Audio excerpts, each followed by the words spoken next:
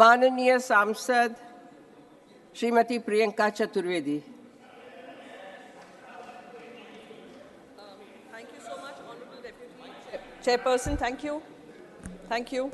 मैं माननीय चेयरमैन का शुक्रिया कहना चाहूँगी कि उन्होंने एक बहुत महत्वपूर्ण सब्जेक्ट पे एक शॉर्ट ड्यूरेशन डिस्कशन होने का हमें मौका दिया। ये विपक्ष की मांग रही है कि अर्थव्यवस्था पे चर्चा हो, उन्होंने ये कहा है और उन्होंने ये परमिशन दी है, तो मैं उनकी आभारी हूँ।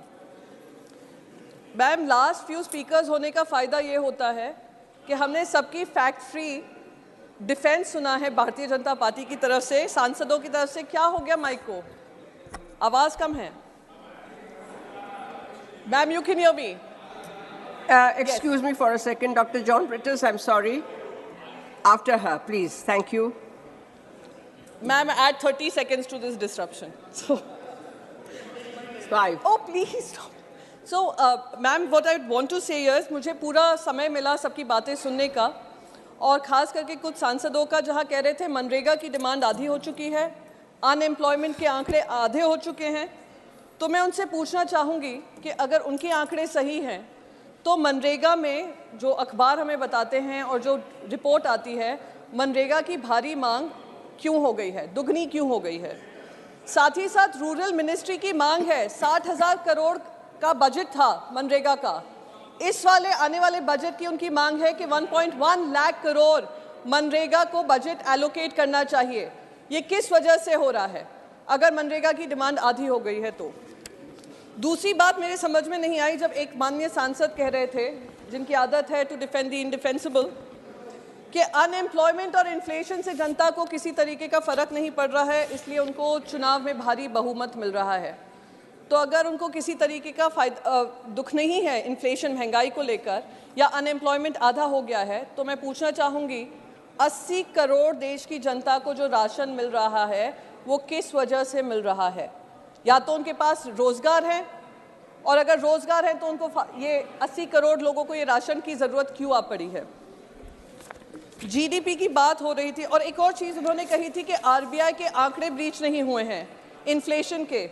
मैं उनको याद दिला दूं, जैन 2023 में 6.52% इन्फ्लेशन था, फेब 2023 में 6.44% था, जैन 2022 में 6.01% था, फेब 2022 में 6.07% था, मार्च 2022 में 6.95% था, और अप्रैल में 7.79% था।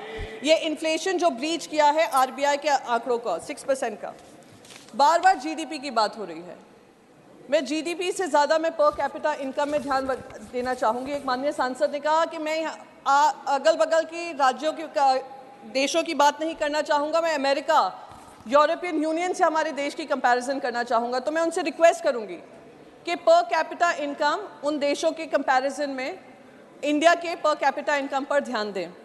यूएसए है पर एनम इनकम 2022 के आंकड़े मैम 63,41,117, चाइना 10,51,610, इंडिया कहाँ पे है?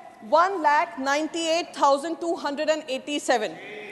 पिछले 2014 से जो पर कैपिटा इनकम देश के देशवासियों की बढ़ी है वो करीब 35% बढ़ी है। मैं उनसे ये क्रेडिट छीनना नहीं चाहूँगी, पर जो उनकी महंगाई बढ़ी है वो 123% बढ़ी है। तो आमदनी चवन्नी खर्चा रुपया जो कहा जाता था वो आज इन्होंने पूरा कर दिया है।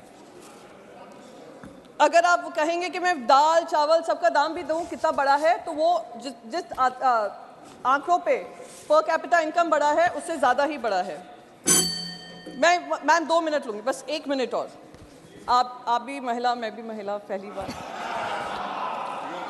जो रुपी डेप्रिसिएशन की बात हुई थी, मुझे याद है जब गुजरात के मुख्यमंत्री होते थे प्रधानमंत्री जी, वो रुपी के गिरने पे कितना अफसोस जताया करते थे। कितने उनके भाषण हैं, कहते थे पाकिस्तान की रुपी स्ट्रॉन्गर हो रहा है, बाकी देशों का करेंसी स्ट्रॉन्ग हो रहा है, हमारे देश का ही क्यों वीक हो रहा है।